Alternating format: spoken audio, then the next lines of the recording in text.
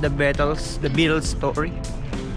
Dito naman makikita yung mga binibenta na kung kayo po yung fan ng Beatles, kanilang mga story. Yan sa loob. Andun banda yung kanilang statues, yung statua nila. 4 sila, the Beatles. Let me see. Just videoan ko lang ng close up. Pakita ko sa inyo guys. Kung kayo yung mga fan nila John Lennon, sila yung sikat na banda na Beatles. Ayan, yung mga tourist nagbaba-pictures.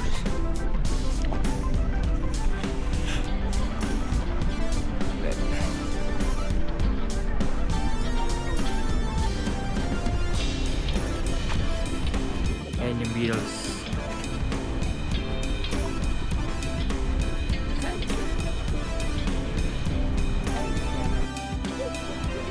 Look at that guys.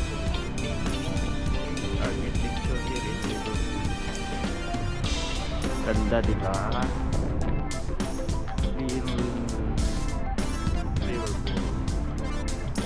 Yan ang architecture nila dito, diba? Ito naman yung street nila dito. Diba? Makalaki na kaya.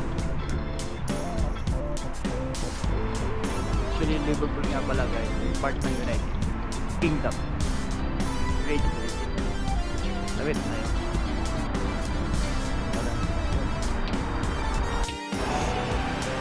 Ayun, itong landmark na to guys, parang sabi dito ay on this site formerly stood the castle of Liverpool.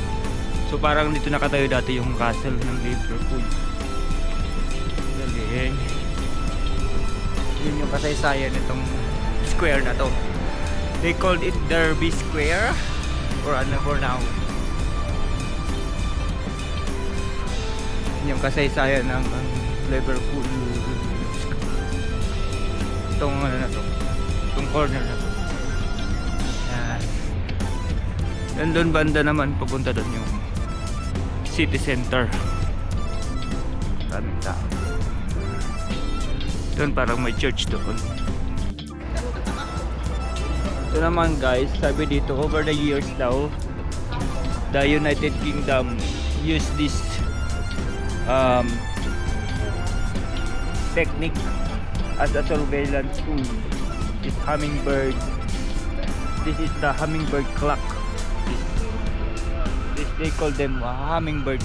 Yan naman guys, yung bus, double decker West Kirby bus. Ayan. Ito lang yan sa ibang bansa, wala sa Pilipinas yan guys. Double decker guys. Parang ito na yung pinakang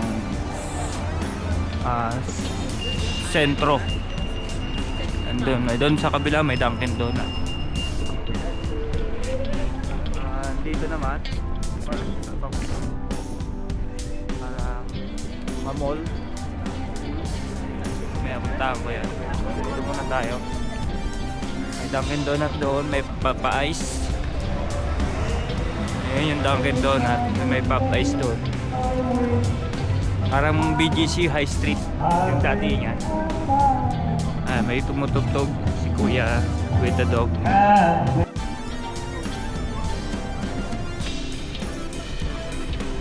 Pinakang sentro lang. Lakad-lakad pa tayo.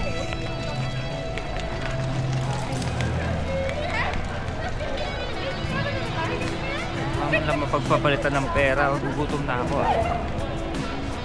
Mahaba pala tong street. Itong pinakang high street nila dito.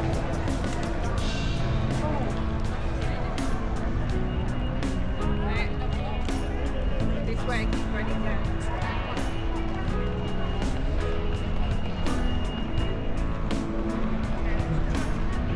It's a long walk. Ayun guys, para siyang small church or para siyang tore ng King Palace. Punta natin. Ano ba yan? Landmark na yan.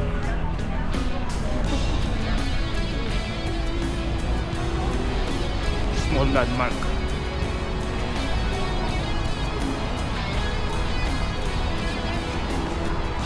Ay na nalakad ko ah. Parang siyang church. Malapitan tayo. Lapitan natin. Ano ba sa loob?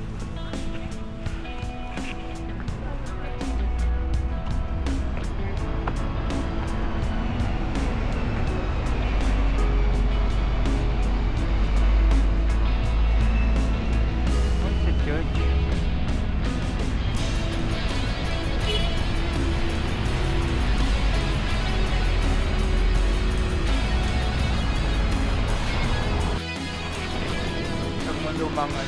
Lumang simbahan. Para na lang siyang tourist attraction. Hindi ginagamit.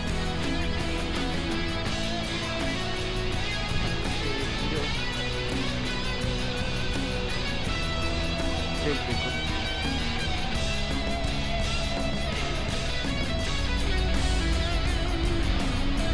Ano lang siya, abandoned na siya. Naka-build lang siya para siyang